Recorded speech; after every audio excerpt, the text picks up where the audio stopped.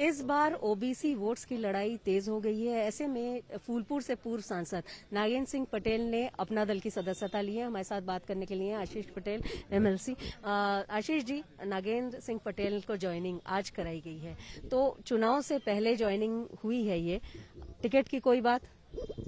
देखिए, श्री नागेंद्र सिंह पटेल साहब ने ही नहीं ज्वाइन किया है। हमारे साथ डॉक्टर वाचस्पति जी हैं, ये वंचित समाज के बहुत बड़े नेता हैं। तो इन्होंने भी पार्टी ज्वाइन की। अमित सोनकर जी हैं, खटिक समाज के प्रदेश अध्यक्ष हैं, उन्होंने ज्वाइन किया है। तो इनमें से जो भी चुनाव लड़ने लायक होगा उसको पार्टी जरूर चुनाव लड़ाएगी, लोकतंत्र है। चलिए, ये आपने संकेत दिया, लेकिन आज ही समाजवादी पार्टी ने पल्लवी पटेल जी को टिकट सिराथू से दिया है, तो कहीं ना कहीं आपके परिवार का हिस्सा है, भले ही अब अलग अलग सियासी रूप से हैं। तो क्या वहां आप या अनुप्रिया जी प्रचार के लिए जाएंगे अपनी पार्टी, अपने गठबंधन के साथ? अपना दल 403 सीटों पर चुनाव लड़ रहा है एनडीए के घटक के रूप में, और जहां भी एनडीए के प्रत्याशी को जीतने की जरूरत होगी हमारी नेता वहां पर जाएंगी, हमारे सभी नेता वहां जाएंगे और काम करेंगे।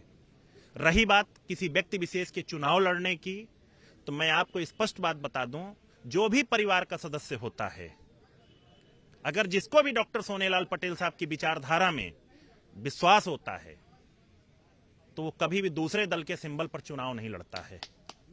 दूसरे दल के सिंबल पर वो चुनाव लड़ रही हैं, तो ये अपने आप में एक सवाल है उनके दावों पर। मैं निश्चित तौर पे मैं एक बात और आपको थोड़ा पुरानी बात बताता हूं।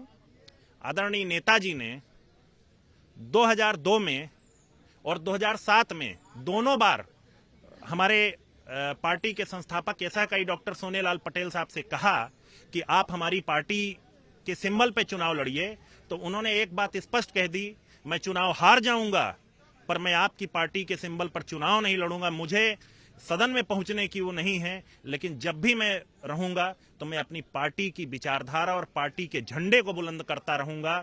और जो व्यक्ति दूसरे की पार्टी के सिंबल पर चुनाव लड़ लेता है, वो व्यक्ति अपनी पार्टी के उसको कैसे वो करेगा विचारधारा। एक सवाल आपके गठबंधन को लेकर है। 7 सीटों की घोषणा हो चुकी है, कितनी सीटों की होगी? क्योंकि ये उम्मीद की जा रही थी कि एक साथ ये सीट बताई जाएगी कि कितनी सीट, लेकिन अभी तक वो सामने नहीं आया है।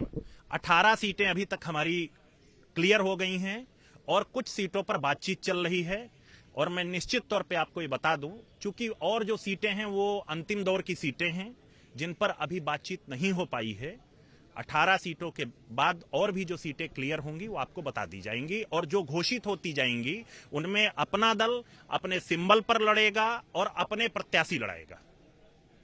एक आखिरी सवाल, 2014 के बाद से एनडीए का पहला मुस्लिम कैंडिडेट अपना दल ने दिया है, तो आपको लगता है कि हर वर्ग को प्रतिनिधित्व की बात आप लोग कर रहे हैं, जमीन पर होता है? जी, मैं यही आपको समझाना चाह रहा था कि अपना दल जो है वो सामाजिक न्याय की विचारधारा पर काम करता है, तो उसके लिए कोई भी जाति, कोई भी धर्म अधूरा नहीं है, अछूत नहीं है।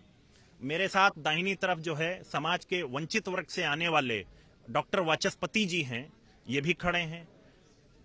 अभी नागेंद्र सिंह पटेल साहब ने ज्वाइन किया, अमित सोनकर जी ने ज्वाइन किया, तो इसी प्रकार हमजा साहब भी जो हैं हमारी पार्टी के एक अभिन्न अंग हैं और पार्टी उनको मजबूती से लड़ा रही है। और मैं आपको विश्वास दिलाता हूं कि रामपुर की वो सीट जो है उत्तर प्रदेश के इतिहास में एक नई इबारत लिखने जा रही है। शुक्रिया बातचीत के लिए। तो ये हैं आशीष पटेल एमएलसी। इनका कहना है कि रामपुर की सीट एक नई इबारत लिखेगी, लेकिन जिस तरह से उन्होंने पल्लवी पटेल पर हमला किया, ये कह करके कि अगर सोनेलाल पटेल की विचारधारा में बिल्कुल विश्वास होता तो दूसरे के सिंबल से चुनाव नहीं वो लड़ती, क्योंकि अखिलेश यादव ने आज ही घोषणा की है सिराथू से चुनाव लड़ाने की पल्लवी पटेल को। ऐसे में ये हमला आशीष पटेल की तरफ से। अब देखना यह है कि सिराथू में किस तरह का रोचक मुकाबला होता है, लेकिन वार पलटवार दोनों तरफ से जारी है। वीडियो जर्नलिस्ट रोहित मिश्रा के साथ शिल्पी सेन, लखनऊ।